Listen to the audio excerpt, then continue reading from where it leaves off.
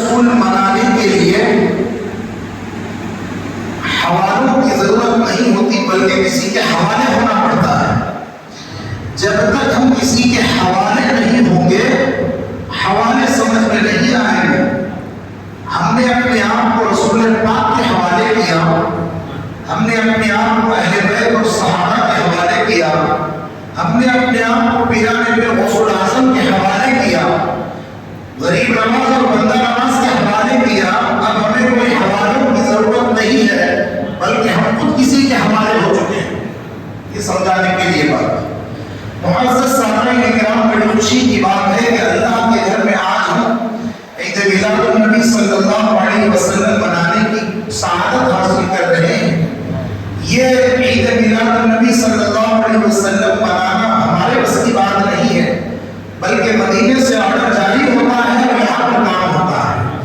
یہی معاملہ ہمارے ساتھ ہوا ہے۔ رسول پاک علیہ السلام نے ملاحظہ فرمایا کہ میرے غلام گزشتہ کھانا کھلانے میں ہم کچھ اضافہ کر دیا جائے۔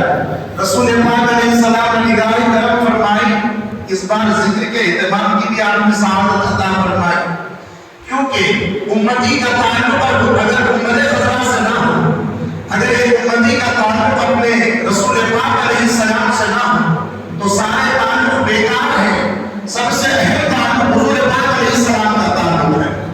معزز سامعین کرام، میں کچھ باتیں آپ حضرات کے سامنے عرض کروں اس سے پہلے آپ سماعت کیجیے کہ رسول پاک علیہ السلام وہ ہیں جن کے صدقے میں پنج وقتہ نمازیں ہمیں ملی ہیں، جن کے طفیل میں قرآن مجید ہمیں ملا ہے، جن کے صدقے و طفیل میں ماہ رمضان المبارک کا مقدس مہینہ، شریعت، طریقت، معرفت اور حقیقت، ساری چیزیں ہمیں رسول پاک علیہ السلام کے صدقے میں ملی ہیں۔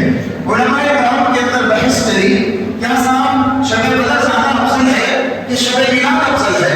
ان دونوں باتوں کے تقابل میں علماء کرام نے اپنی اپنی باتیں کی۔ بعض علماء کرام نے فرمایا کہ صاحب دیکھیے شب بدر اس لیے افضل ہے کہ شب بدر 1000 مہینوں سے افضل ہے اور اس کے اندر قرآن مجید کے اندر اس کا ذکر آیا ہے، لیلۃ القدر خیر من الف شہر۔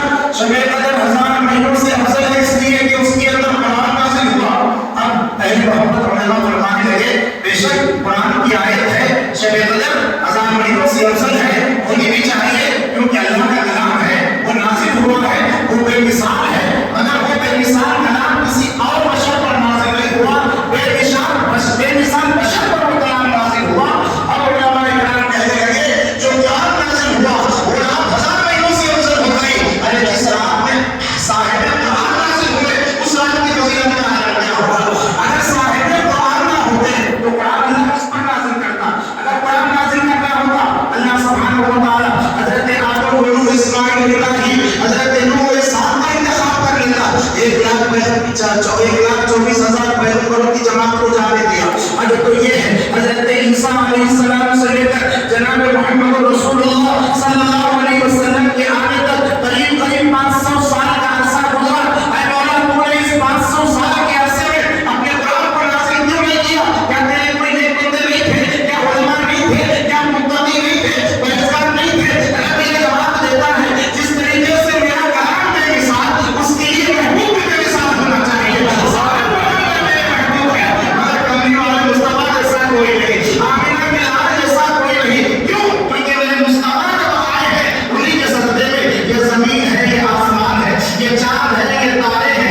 ارے یہ چاند جو روزانہ چمک رہا ہے ایسا محسوس ہوتا ہے مصطفیٰ کے قدموں کی خیرات لے کر چمک رہا ہے، روزانہ جو سورج نکل رہا ہے مصطفیٰ کے بشمسی وضوحا چہرے کو دیکھ کر چمکنے کی کوشش کر رہا ہے۔ اب تو یہ ہے معزز سامعین کرام، آسمان کے تارے روزانہ مصطفیٰ کی امت کا صدقہ لے کر چمک رہے ہیں۔ ارے جس کے چہرے پہ جو نور آتا ہے، نمازی اگر اپنے آپ کو نورانی سمجھے، روزے دار اپنے آپ کو نورانی سمجھے، حاجی اور مدینے والا، مدینے کو جا کر آنے والا اپنے آپ کو نورانی سمجھے، اس کے ساری نورانیت جو اسے ملتی ہے وہ نالین مصطفیٰ کے صدقے میں ملتی ہے۔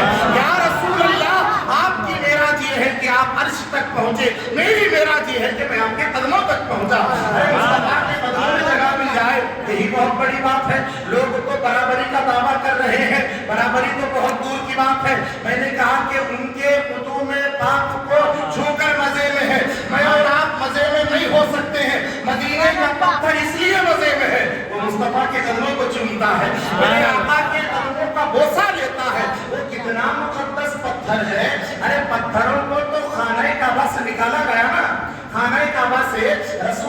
अलैहिस्सलाम जब गए खाना काबा में 360 बुत वहां मौजूद थे। मेरे मुस्तफा शिर्क को दूर करने के लिए आए, कुफ्र को दूर करने के लिए आए, बिदात को खत्म करने के लिए आए। रसूल पाक अलैहिस्सलातु वस्सलाम ने सारे पत्थरों को खाना काबा से निकाला। मगर मेरे दोस्तों, अल्लाह सुब्हानहू व तआला फरमाता है, ऐ मेरे महबूब, हर पत्थर एक जैसा नहीं होता। कुछ पत्थरों को मेरे महबूब के कदमों से निस्बत हो जाती है। जरा देखो तो सही, तवाफ करने वाले हाजी तवाफ करते करते चाहे कोई भी दुनिया का मुसलमान हो, जब खाने काबा में जाए तो मकाम इब्राहिम को जरूर देखता है। हमने पूछा कि मौला, ये मकाम इब्राहिम क्या है? अल्लाह कहता है ये वही पत्थर है जिसको इब्राहिम के कदम लगे हैं और इसलिए वो बरकत वाला हुआ। इतना बरकत वाला हुआ कि अल्लाह ने कुरान में उसको दाखिल किया। जो पत्थर किसी पैगंबर से निस्बत रखता है वो पत्थर अजमत वाला होता है। अगर कोई उम्मती मुस्तफा से ताल्लुक रखे उसका क्या मकाम होगा, उसका क्या मर्तबा होगा। इसलिए ताल्लुक रखने के लिए सबसे पहले दरूद पढ़ना होगा, सलाम पढ़ना होगा। दरूद पढ़ो सवाब मिले, सलाम करो जवाब मिले। की बारगाह वो बारगाह है। रोजाना दरूद पढ़ने वाले दरूद पढ़ते हैं, मुअज़्ज़ज़ सामीन इकराम वहां समाअत किया जाता है। सलाम पढ़ने वाला सलाम पढ़ता है, वहां से जवाब अता किया जाता है। ये और बातें मुझे और आपको सुनाई नहीं देता। अगर हमारे कान भी औलिया के कानों की तरह हो जाए, इंशाअल्लाह जरूर आप सुनेंगे। जब हम अत्तहियात में अपने महबूब पर अस्सलामु अलैका अय्युहन नबी को पढ़ते हैं, इमाम गज़ाली इरशाद फरमाते हैं कि इमाम गज़ाली जो है कोई हमारे तेलंगाना के मौलाना नहीं है, ना वो सऊदी अरब के हैं, ना वो अरबस्तान के हैं, ना वो आजम के हैं, बल्कि इमाम गज़ाली समरकंद बुखारा वो उस इलाके के हैं।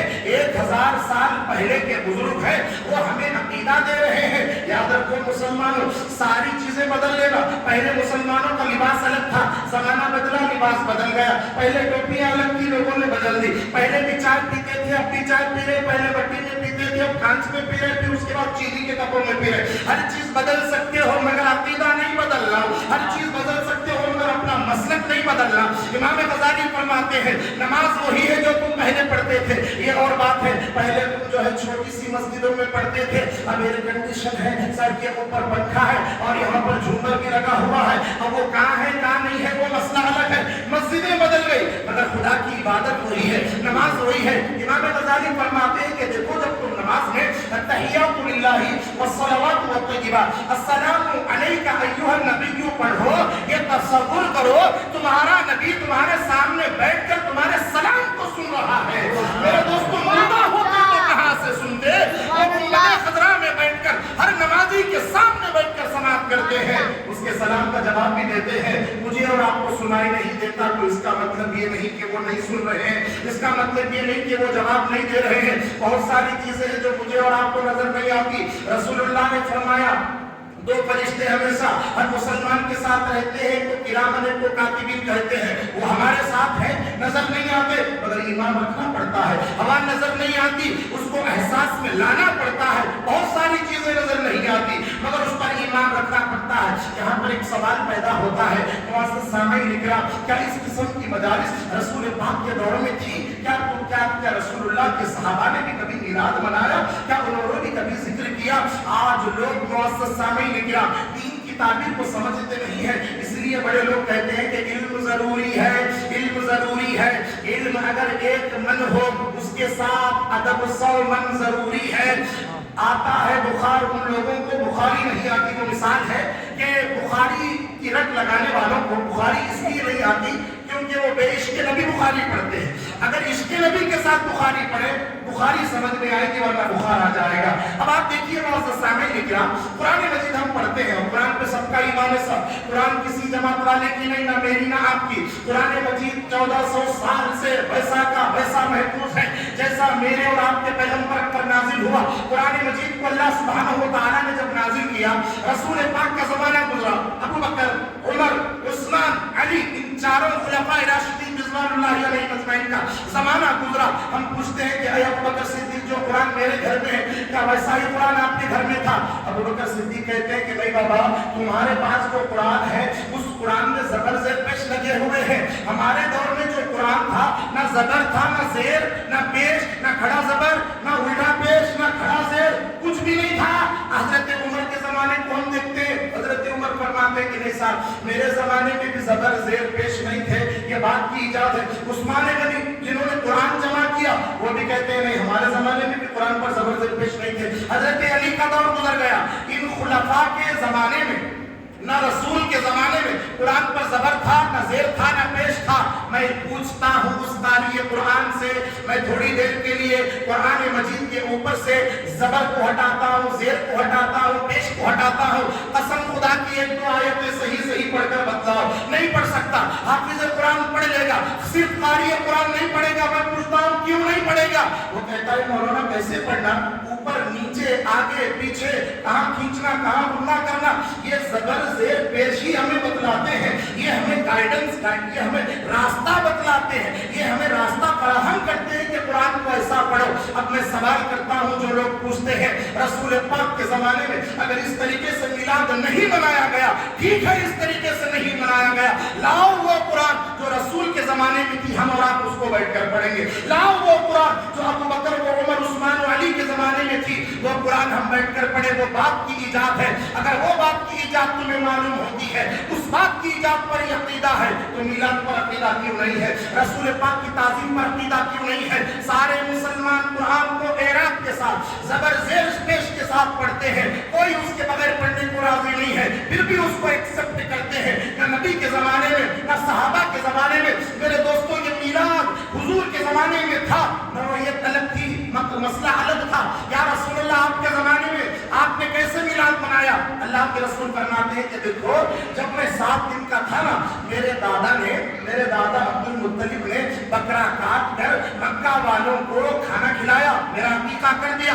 اور عقیقہ کیا ہوتا ہے صاحب؟ پیدائش کی خوشی کا کھانا ہوتا ہے۔ عقیقے میں نہ نکاح ہوتا، نہ ولیمہ ہوتا، نہ چلا ہوتا ہے، نہ چٹی ہوتی ہے، نہ کوئی ہوتا۔ عقیقہ کیا ہے؟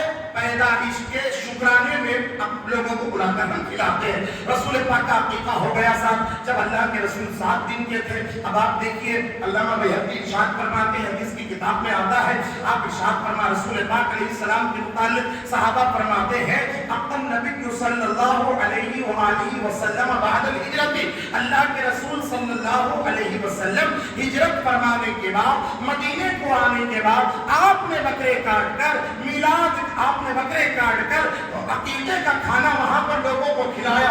اب یہاں پر امام جلال الدین سیوطی فرماتے ہیں، دیکھو ایک حدیث ہوتی ہے اس کا سمر ہوتا ہے، اگر آپ اپنے طور پر حدیث پڑھیں گے گمراہ ہونے کا خوف ہے۔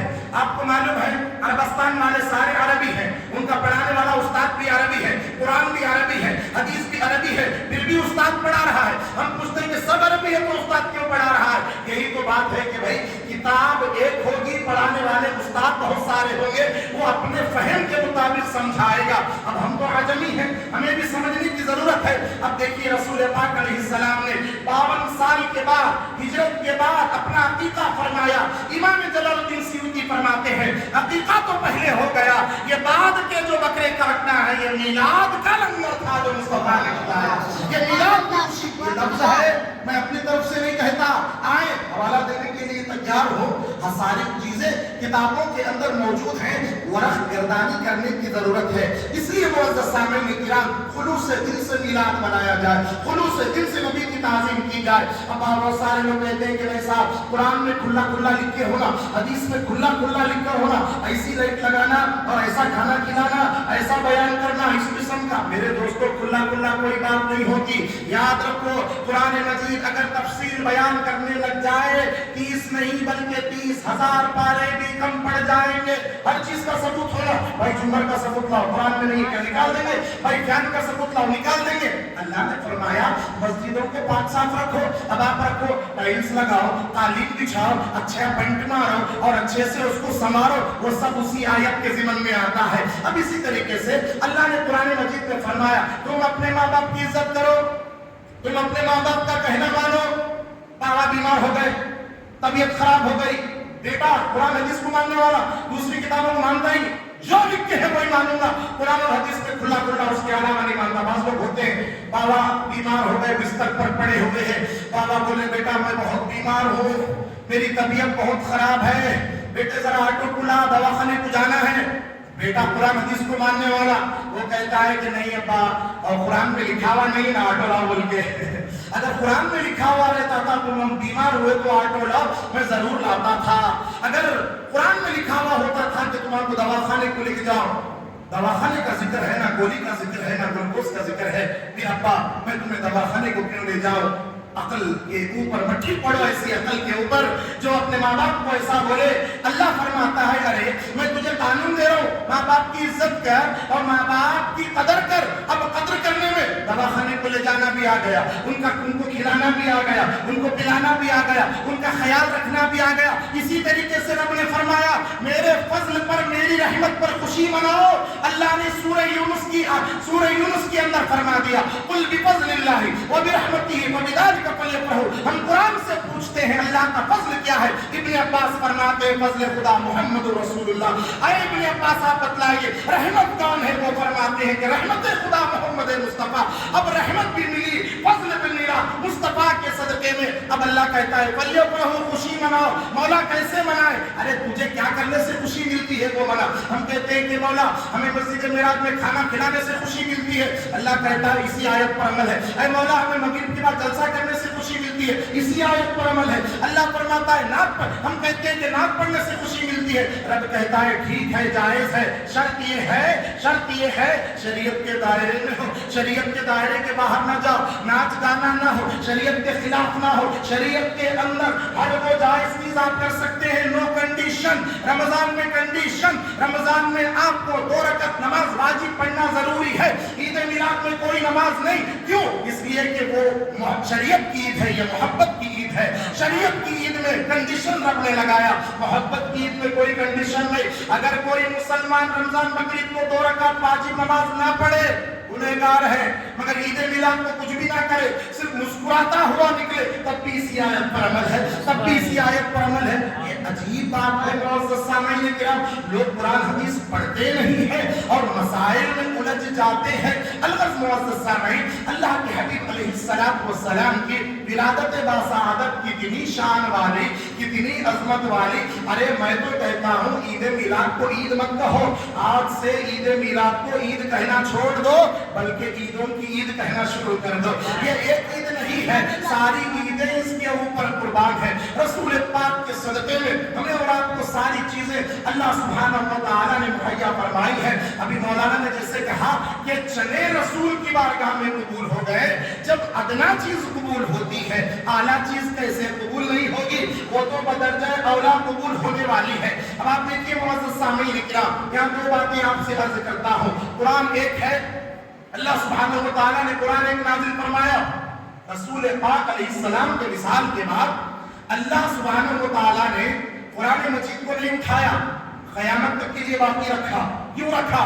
क्योंकि किताब एक होगी, उस्ताद बदलते जाएंगे।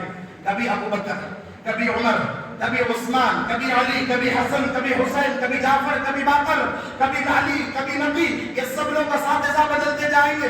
फिर हम पूछते हैं कि मौला तूने कुरान आसमान से कितनी किताबें नाज़िल फरमाई और पैगंबर कितने नाज़िल फरमाए? अल्लाह फरमाता है देखो भाई, हदीस में आता है 1,24,000 पैगंबर है, फिर किताबें भी तो 1,24,000 होनी चाहिए। हर नबी अपने साथ एक एक बुक लाए, एक एक किताब लाए, एक एक हिदायत की बात बतलाए। अल्लाह फरमाता है नहीं नहीं नहीं, किताबें इसलिए ज्यादा नाज़िल नहीं किया हो कि हर आदमी अपने हाथ में अगर किताब ले लेगा, अपने आप को मुअल्लिम समझेगा, किताबें कम भेजता हो, उस्ताद ज्यादा भेजता हो। इसलिए कि मेरा मकसद किताब पढ़ाना नहीं है, अदब सिखाना है, ताज़ीम सिखाना है। मेरा मकसद तुम्हें अदब के दायरे में लाकर खड़ा करना है। किताबें 4 मगर पैगंबर 1,24,000। हम देखते हैं तौरात नाजिल हुई, उसके बाद आने वाला पैगंबर किताब नहीं ला रहा, वही तौरात को पढ़ा रहा है। ज़बूर नाजिल हुई, पैगंबर किताब नहीं ला रहा, आने वाला उसी किताब को कंटिन्यू कर रहा है। क्यों? किताब पढ़ाना मकसद नहीं है, अपनी शान बतलाना मकसद है। और अल्लाह का नबी अपनी कौम में अल्लाह की निशानी, अल्लाह की दलील होता है। अब आप देखिए मेरे दोस्तों, कभी भी हो बेअदबी का जुमला अपनी जबान पर मत लाओ। बेअदबी का जुमला जो मुसलमान अपनी जबान पर लाता है, अरे उसको मालूम भी नहीं होता, उसका हज भी जाता, नमाज भी जाती, तिलावत भी जाती, सारी चीजें खत्म हो जाती है। मिसाल के तौर पर एक पानी का खड़ा है, اس کے اندر لا رہے بکٹ سے پانی ڈال رہے کھڑا بھر نہیں رہا. بھائی یہ کھڑا کیوں نہیں کر رہا؟ نیچے سے دیکھا کہ نیچے جو ہے سوراخ ہے, پانی ڈالتے جا رہے, نیچے سوراخ ہے. کیوں ہے یہ سوراخ؟ یہ سوراخ پانی کو بچنے نہیں دے رہا. اسی طریقے سے ہم لوگ ہمارا عمل کا گھڑا بھرتے جا رہے, نماز روزہ حج زکات تلاوت تبلیغ ساری چیزیں بھر رہے, نیچے بے ادبی کا سوراخ ہے, رسول کی بے ادبی کا سوراخ ہے. نماز ایسا پڑھتے ہی نیچے چلے جا رہی ہے, منہ پر مارتی جا رہی ہے. میرے دوستوں وہ رسول پاک کے صحابہ کی نمازیں تو دیکھو, نماز میں ہوتے صحابہ جب رسول آتے نماز توڑ کر مصطفیٰ کی بارگاہ میں چلے جایا کرتے تھے. یہ کون سی نماز ہے؟ ارے یہ کامل نماز ہے. وہ نماز صحابہ کرام نے ادا فرمائی. اور آپ کو میں ایک بات بتلاؤں, رسول پاک علیہ السلام والسلام ارشاد فرماتے ہیں, جو لوگ مسلمانوں کے اعمال کو غیروں سے تشبیہ دیتے ہیں, مثال کے طور پر میں آپ کو سمجھاؤں, اگر کوئی مسلمان کوئی عمل کرتا ہے, اگر کوئی مسلمان کوئی عمل شریعت کے مطابق کر رہا ہے, اگر کوئی دوسرا آدمی اس کو مثال دے کہ بھائی یہ غیروں بھی ایسا ہی کرتے نا, یہ غیروں میں تم میں فرق نہیں ہے, یہ غیر ایسا کر رہے تم ایسا کر رہے, ایسا بولنے والوں کے لیے رسول پاک کا فرمان سنیے. بخاری شریف کی حدیث, اللہ کے رسول فرماتے ہیں خارجیوں کی سب سے بڑی مثال. خارجی کون؟ بدبخت فرقہ جو اسلام سے خارج, آؤٹ آف اسلام, جو اسلام سے خارج ہے اس کو خارجی کہتے ہیں. اللہ کے رسول فرماتے ہیں خارجیوں کی سب سے بڑی مثال, خارجیوں کی سب سے بڑی عادت یہ ہے, وہ آیتوں کو قرآن سے نکالیں گے, وہ آیتوں کو جو کافروں کے لیے نازل ہوئی ہیں.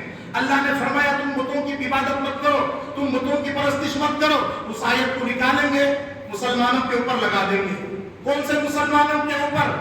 گنبد خضرا کو جانے والے, درگاہ شریف کو جانے والے, اولیاء کے پاس جانے والے مسلمانوں کے اوپر ان آیتوں کو لگا دیں گے. پھر کہیں گے کہ اللہ نے فرمایا شرک مت کرو, کفر مت کرو. بے شک شرک بہت بڑا ظلم ہے, مگر کیا وہ عمل شرک ہے؟ اس لیے رسول پاک کی بددعا سے بچو. اللہ کے رسول علیہ السلام ناراض ہوتے ہیں اس امتی سے جو کسی مسلمان کو مشرک بناتا ہے, شرک کے دائرے میں لے جا کر کھڑا کرتا ہے. اللہ کے رسول سب کو ایک بنانے آئے تھے, مگر ہم اللہ کے رسول علیہ السلام کی امت کو تھوڑے لوگوں کو مشرک بنا رہے ہیں, تھوڑوں کو بدعتی بنا رہے ہیں, تھوڑوں کو کافر بنا رہے ہیں. میرے دوستوں اس کائنات میں الگ الگ رنگ و نسل کے لوگ ہیں. دیکھنا ہو تو خانہ کعبہ میں جا کر چلے جائیے, ہر ایک کی عبادت کا انداز الگ ہے, ہر ایک کا کام کرنے کا طریقہ الگ ہے. آپ خانہ کعبہ میں دیکھیں گے کوئی زور سے آمین بولتا ہے, کوئی آہستہ آمین بولتا ہے, کالے لوگ ہاتھ چھوڑ کر نماز پڑھتے ہیں, شیعہ سنی تو سنی شیعہ بھی وہاں آتے ہیں. مگر سعودی گورنمنٹ نے کسی پر پابندی نہیں لگائی. انہوں نے یہ پابندی نہیں لگائی کہ نہیں صاحب ہمارے مسلک کے لوگ آنا, ہمارے مسلک کے لوگ نماز پڑھنا نہیں. کعبہ سب کا ہے, اللہ کا گھر سب کا ہے, یہ بندے بھی رب کے ہیں, اس لیے وہاں پر حکم ہے تم آؤ اپنے اپنے انداز میں, تم چاہے زور سے رو لو, آہستہ رو لو, زور سے آمین بولو. نماز کے بعد تم دعا کرو مت کرو, سجدے میں گڑ گڑاؤ, جو کرنا ہو کرو. ہر ایک کا انداز الگ ہے. کیا ہماری مسجد خانہ کعبہ سے بڑی ہے؟ کیا ہماری مسجد مدینہ منورہ کی مسجد سے بڑی ہے؟ وہاں جب سب کو آنے کی اجازت ہے, وہاں ہر مسلمان کندھے سے کندھا لگا کر الگ الگ ملک سے آتے ہیں. پتہ نہیں میں فجر کسی کے بازو پڑھا ہوں, افریقن کے بازو پڑھا ہوں, ہو سکتا ہے مغرب میں انڈونیشیا کے بازو پڑھ لو, مگر یہاں پر ہم آپس میں ایک ساتھ رہتے ہیں. وہاں جا کر الگ الگ مخلوق کا نظارہ, الگ الگ انسانوں کا نظارہ ہوتا ہے. اس لیے معزز سامعین کرام, ادب بہت ضروری ہے, تعظیم بہت ضروری ہے. اللہ سبحانہ و تعالیٰ نے قرآن میں ارشاد فرمایا وَتُعَزِّرُوهُ وَتُوَقِّرُوهُ, تم میرے حبیب کی تعظیم کرو, میری توقیر کرو. اللہ نے یہ نہیں فرمایا کہ بے ادبی کرو, کوئی ایسا جملہ بولو کہ تمہارے اعمال حق ہو جائیں. اللہ نے فرمایا بے ادبی کرو گے تو اعمال حق ہو جائیں گے. اللہ سبحانہ و تعالیٰ نے تعظیم اور توقیر کا حکم دیا ہے. یہ میلاد منانا, یہ نعت خوانی کرنا, یہ قصیدے کی محفل کرنا, میرے مجھ سے بڑے عمر کے لوگ بیٹھے ہیں, وہ جانتے ہیں, گواہی دیں گے. گواہی نہیں دیں گے تو دل میں سوچئے, ایک زمانہ تھا 12 ربیع الاول کا مہینہ آتا, گھروں میں قصیدے پڑھے جاتے, نعت خوانی ہوتی, میلاد پڑھنے والے اپنا کام چھوڑ کر عشاء سے لے کر فجر تک رسول پاک کی نعت خوانی کرتے. آپ کو معلوم ہے میلاد کی محفل کرنے سے کیا فائدہ ہوتا ہے؟ شارح بخاری امام قسطلانی المواہب اللدنیہ کتاب حوالے کا میں ذمہ دار ہوں, آپ ارشاد فرماتے ہیں, اور اس کو شیخ الاسلام نے اپنی کتاب میں لکھا. شارح بخاری حضرت امام قسطلانی فرماتے ہیں جس علاقے میں محفل میلاد منعقد ہوتی ہے, 1 سال کے لیے اس علاقے سے بلائیں دور ہو جاتی ہے. میلاد نہیں منا رہے, मिलाद नहीं मनाए, बलाओं को दूर करने की तैयारी कर रहे हैं। क्या कर रहे हैं सब? बलाओं को दूर करना है। हमको ऐसा लगता है हम अगर मिलाद नहीं मनाए तो हो सकता है वबाएं बनाए आ जाए, इसलिए वो बलाओं को दूर करने की तैयारी चल रही है। अगर किसी को बलाओं में रहना है तो रह सकता है, हमें तो नहीं रहना है, इसलिए जिक्र रसूल यहाँ पर हो रहा है। मुअज़्ज़ज़ सामीन, रसूल पाक ने अपनी उम्मत को कभी नहीं भूला। पैदा हुए उम्मती उम्मती किया, आप झूले में है तब भी उम्मती उम्मती किया, बचपन में है, जवानी में है, गार में है, गारे सौर में है, गारे हिरा में है, फिक्र लहत रहती थी उम्मत की। रसूल पाक का जब विसाल मुबारक हुआ तब भी आपके लब पर उम्मती उम्मती था, मगर ये उम्मती रसूल पाक की टॉपिक पर लड़ रहा है, झगड़ रहा है, क्या हम शफाअत के हकदार होंगे, क्या रसूल पाक हमारी सिफारिश करेंगे? हरगिज़ नहीं करेंगे। इसलिए मुअज़्ज़ज़ सामीन, ज़ाती इख्तिलाफ अपनी जगह है, मगर जब रसूल का मामला आ जाए, नबी का मामला आ जाए, सब एक हो जाए, मुत्तहिद हो जाए। हमारे मुल्क में एक मस्जिद है, बाबरी मस्जिद, जिसके मुताल्लिक सारे मुसलमानों ने दुख का इजहार फरमाया। क्या कभी किसी ने सोचा आप कौन से मसलक के हो, बाबर कौन से मसलक का है जिसने मस्जिद बनाई? क्या इसके ऊपर कभी डिस्कस हुआ? नहीं। अल्लाह का घर है, नफ्से मस्जिद है, नफ्से कलमा है, हमें बेकरार कर रहा है। अल्लाह का घर शहीद ना हो, हर मुसलमान बेचैन था। यही मामला रसूल के साथ होना चाहिए। रसूल मेरे भी है, आपके भी है, हमारे बड़ों के भी थे, आने वालों के भी है, कयामत में भी है, कब्र में भी है, हश्र में भी है। इसलिए नबी पाक अलैहिस्सलाम के मामले में हमें मुत्तहिद होना चाहिए। अल्लाह के रसूल की जहां पर बात आए तो वहां पर एकजुट होकर काम करने की जरूरत है शरीयत के दायरे के अंदर। इसलिए मुअज़्ज़ज़ सामीन किराम, इन अय्याम को खुशनसीबी से करने की जरूरत है, इसलिए कि हमारी मग़फ़िरत का मदार हुज़ूर पाक अलैहिस्सलाम वस्सलाम की शफ़ाअत पर है। आखिर में अल्लाह सुब्हानहु व तआला क्या फरमाता है उस आयत के अंदर, जो आयत मैंने पढ़ी, वमा अरसलनाका इल्ला रहमतल लिल आलमीन, ऐ महबूब हमने आपको सारे आलमों के लिए रहमत बनाकर भेजा। आलम कितने हैं कोई नहीं जान सके अब तक, कितने आलम है किसी को नहीं मालूम। अल्लाह जिस आलम का रब है, मुस्तफा उस आलम के लिए रहमत है। रहमत मतलब जिंदगी, रहमत मतलब रोशनी, पावर। अल्लाह की रहमत है, ये छत कायम है, रहमत ना होती तो छत गिर जाती। इसी तरीके से हमारे ऊपर जो अजाब नहीं आते, हम जो हलाक नहीं हो रहे हैं, हमारे ऊपर जो तबाही नहीं आ रही है, ये रसूल पाक की रहमत का सदका है। हम लोग बाहयात हैं, खुश है, अल्लाह के रसूल की दुआएं हैं। इसलिए ऐ उम्मत मुस्लिमा के लोगों, ऐ ईमान वालों, नबी पाक अलैहिस्सलाम के मामले में अल्लाह से डरो। अगर थोड़ी सी भी बेअदबी हो जाए, सारे अमाल हत्या कर दिए जाएंगे, कुछ भी बाकी नहीं रहेगा। मुसलमानों के कब्रिस्तान में दफन होंगे, निकलोगे कुफार और मुशरिकीन के कब्रिस्तान से। अल्लाहु अकबर।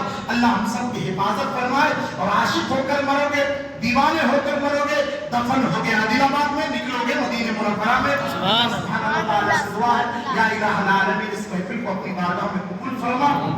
जिन जिन लोगों ने इंतजाम फरमाया है, या अल्लाह